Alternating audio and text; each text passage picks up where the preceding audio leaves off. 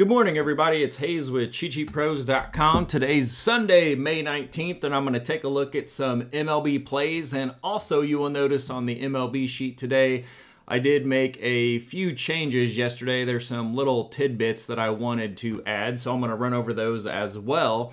So let's go ahead and get started. So you will see this was posted in here. These are the plays I'm going to run over for our premium members about 8:30 this morning. And then I'm going to post it in the free group scheduled to go at 11:30 this afternoon. So let's go ahead and take a look. So some of the changes that I made in here, I added the last 10 power ranking over here. I put in the prop lines for strikeouts and earned runs for the pitchers so you can quickly see it. And I added in a third start. Previously, we had their last two starts. I wanted to bring a third one in. And then you'll notice I also added hits in here. There's a lot of hit props, and typically a pitcher that's given up a lot of hits is more prone to give up more runs. So I wanted to look so I could see how many hits they're giving up in each start and per inning. Those were the main changes over there. Let me flip over here and see if I added anything. Over here on the pitchers tab, we have our power plays that we are going to take a look at. And I was thinking I added one more thing. Oh, over here on the scorecard tab, I added these two columns. I added the projected spot they're supposed to bat, and then a yes or a no if that lineup is confirmed. So every time you open up the MLB cheat sheet, it's going to go out and pull the starting lineup and show if it's not confirmed or if it's projected. So if it's not confirmed, it's projected. If it's confirmed, it'll say yes and go green, and I don't think we have any yet, but that'll help you when you're looking at player props in these last 14-day stats. I noticed we had it on the leaderboard, but we didn't have it on the scorecard tab, so I went ahead and added it. And then over here, I also added in the third start on our live lineup tabs that updates. And I added this little team score, and I'll have more on this later, but this is going to kind of give you a score to how much action and props it can generate. So we're just kind of playing with that right now. But anyways, let's go ahead and get started. So we are going to start with sides first. As always, I go here to my betting board, and if you're using a computer or a laptop and an actual version of Excel, it should look exactly like this. So flipping down here, there's a couple games that jump out at me. The first one is going to be the New York Yankees. Of course, our power rating, we have 18 versus 1, 6 and 4 versus 8 and 2. We can break down our pitcher stats here. Basically, this is what's jumping out at me. So over here, we got the White Sox that are struggling. They've only scored 1, 2, 2, 3, 4, and 0 runs. And the Yankees, you know, they're 4 to 6 runs a game, pretty solid. They also have a good bullpen, and Rodon is on the mound. Now, if you want to dig into this game further, you can come over here to the main tab. I'm going to click down here. I'm going to go find the Yankees.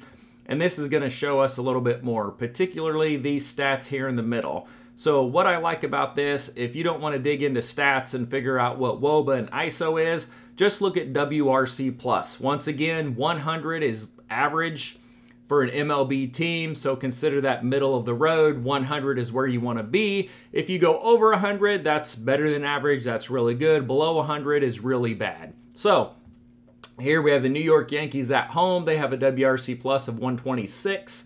And then versus right-handed pitching, they jump from 104 versus lefties to 128 versus righties. So they are a solid team. You can also see here that they've won 6 games in a row, and all pretty handily without any issues, including beating the White Sox in each of the last 2 games.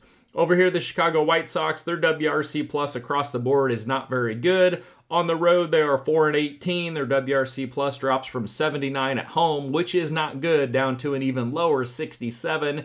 And then versus lefties and righties, they're a 78, which isn't great, but it's, you know, kind of in the ballpark. But it drops to 57 versus a left-handed pitcher. So this is a double hit for the White Sox. Them being on the road, they've only won 4 road games. And also, they struggle versus left-handed pitching. Then we come up here, we take a look at the pitchers. Flexen hasn't been terrible. I'm a little worried about his whip at 141.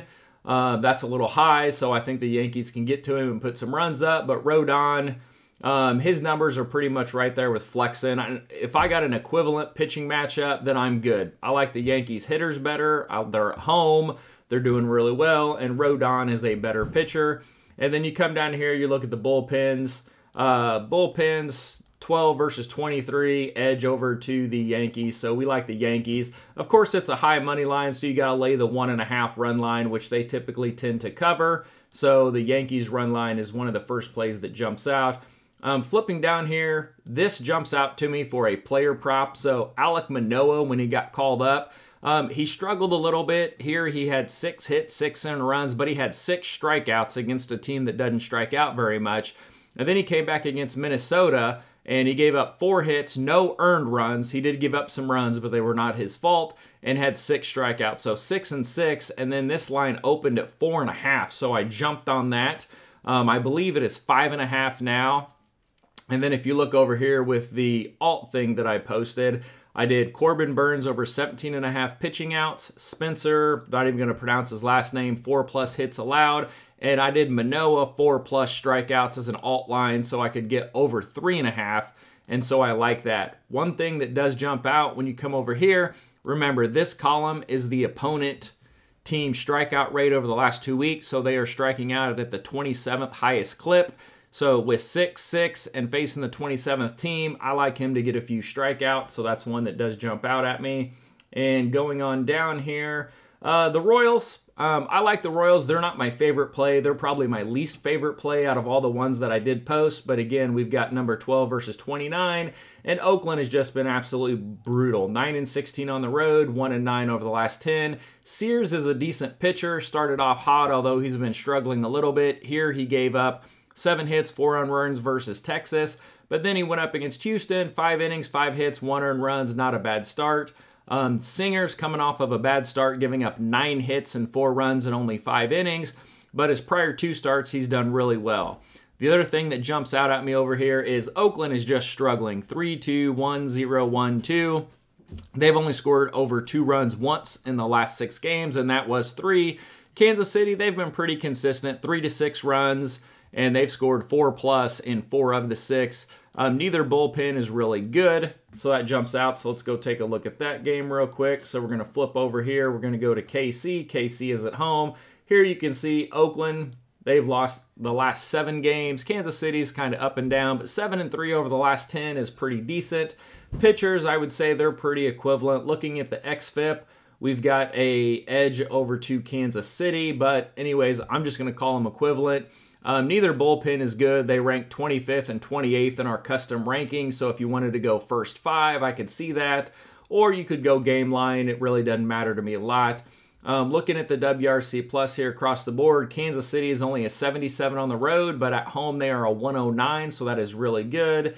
And then looking at Oakland, they go from a 114 at home down to an 80 on the road, where they're 9 and 16, so they struggle on the road, so we don't mind that. And I also like the hitters better for Kansas City. Toro's been hot. Rooker's been hot.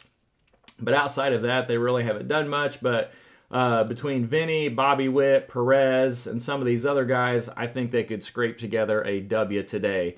Coming down here, what was I going to look at? Okay, so Singer. So his stats on the year, he's got a 2.84 ERA, 1.11 WHIP, and 2.11 average allowed. But look at his home road splits. Now, he's only got 15 road innings, so that's roughly 3 starts and a whole bunch at home. And his ERA drops from a 4.2 on the road to 2.27 at home, and his xFIP sits about the same. But look at his WHIP. It goes from 1.53 to 0.93, so 0.93 is elite, and that's through 35 innings at home, so I like Singer at home. I will give Kansas City a pitching edge, and on the road, he allows a 267 opponent average, but only 186 at home. So with him, 2.27 ERA, 0.93 WHIP, and 186 average at home, I'm going to lead to Kansas City. Now, when you're betting this game, look here at their recent games. If you do lay the run line, be careful. They won this by 2, by 4. They lost 1 by 2, 1 by 2, 1 by 1. Big win, 1 by 2. So they play a lot of close games. So you might mix and match the money line or possibly look at a first 5 line or first 5 run line to jump out there. Flipping down, let me see, what was the next game I had? So we had the Royals, we had the Yankees. The Yankees came up as a number 2 power play. I'll show you that. Padres, so San Fran, Colorado over 7.5. Let's take a look at that one. So San Fran, Colorado. So this game right here, let me make sure you can see this. Okay.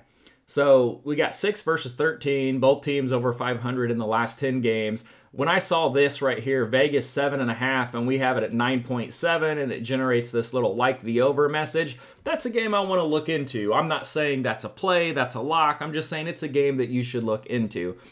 So looking at the two pitchers, the ERA for Dakota Hudson is really high, but the xFIP is more indicative of what they're actually doing. Now, the things that jump out at me here is he has an xFIP of over 5 and a WHIP of almost 1.7, which is astronomical. But Hicks, he's pretty decent. You know, I'd say a little bit better than league average stats. So a couple things jump out at me here.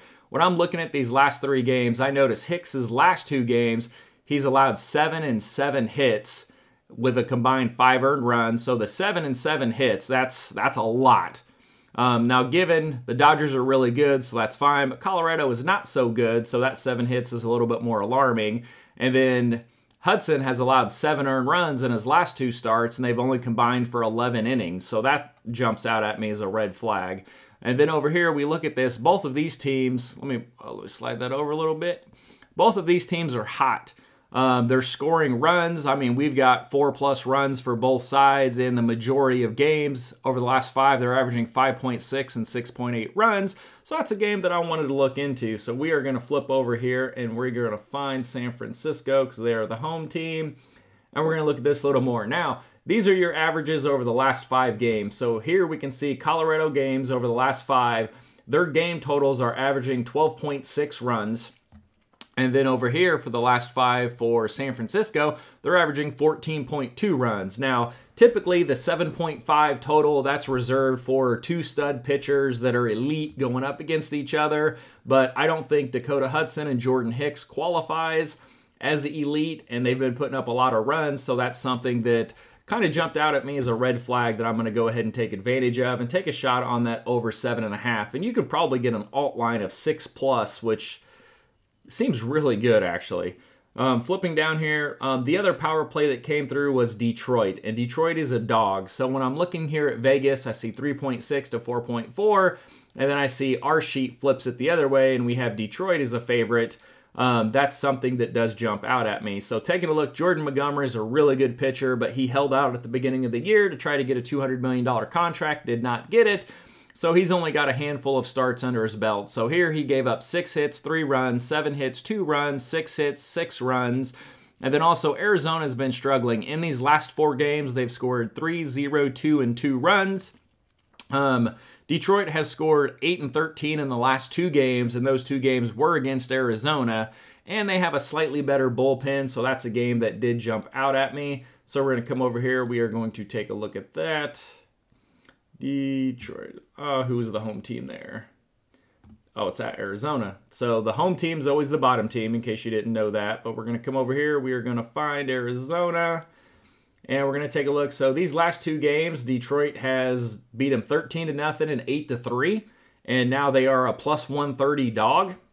All right, I'll take some action on that. Arizona, we can see they've lost 3 of 4 games. We could break out this WRC plus, but you kind of know how to do that on your own. And then you come over here, you look at Jordan Montgomery. He's allowing a 302 average to right-handed hitters.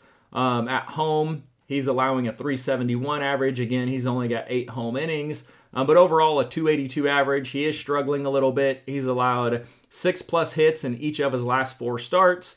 And then 3 or more earned runs in 3 of his last 4 starts.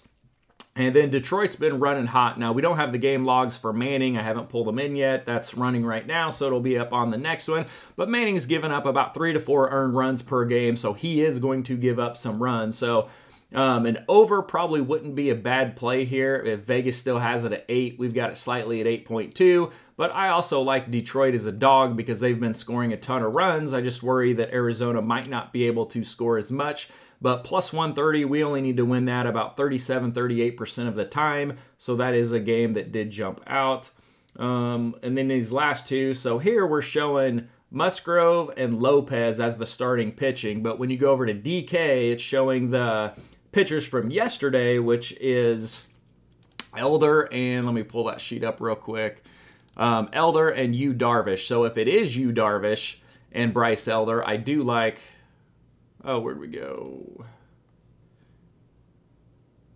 It's thinking. There it is. Let me stop the update. Oh, that's the NBA sheet. What am I doing? So I want to pull up the cheat sheet from yesterday because it has the correct pitchers on it. And then I'm going to show you why we like the San Diego Padres, especially first 5. Oh, I didn't catch it in time. That gave up. So typically when you open up these, it's going to quickly go out and get the starting lineups. And so I want to click down here and stop the refresh so I can see the numbers. Okay, so this is the sheet from yesterday. We're going to flip down here. And so, all right, here we go. So Darvish has been elite. He's almost been unhittable. In each of these last 3 starts, he has not given up an earned run. So here he went 7 innings, only 2 hits, no runs, and that was versus the Dodgers. 5 innings, 3 hits, no earned runs versus the Cubs, and 5 innings, 3 hits, no runs versus Cincy. So the first 5 jumps out at me because Darvish probably won't give up a run. If he does, maybe 1, maybe 2. And so that's kind of what we need them to put on the board against Elder. So if Elder is up there, the things that jump out at me for him is his 1.65 whip. And then here he gave up 7 hits in 5.1 innings and then 7 hits in 3.1 innings. So these last 2 starts, he's been struggling a bit. So we like the Padres first 5, and they are a dog. So you can get the first 5 at -110, -115, or you could even lay a half a run and take the first 5 run line and get, I think it was +120 when I posted it this morning. So Royals are my least favorite game. Yankees run line, I really like that. Padres first 5, I'm going to lay the half a run and take the plus money. San Fran, Colorado over 7.5, and then we got the Detroit power play. Now the power play I brought up yesterday, if you didn't see it, I'm going to go ahead and show you where we come up with that. So over here on the pitcher tab, we have our 2 power ratings, and then this is the difference of them. And it's just anyone with a big gap, so you can sort this high to low. So you can see Detroit is the top power rated play. The Yankees would be the 2nd. Singer would be the 3rd, and then Philadelphia, and then so on, so on. So those are the ones that kind of jump out at me. And since this video is getting semi-long, I'm going to go ahead and pass on the player props and just show you the sides. But again, the player props that I went with are Corbin Burns over 17.5 pitching outs, Spencer 4+ hits allowed, alt line on DK, Manoah 4+ strikeouts, alt line, and that is it was like +204. I rounded up to +205. And if you use the DK stepped up MLB boost, you can get it to about +245. So anyways, that's what I got for today. Good luck, guys.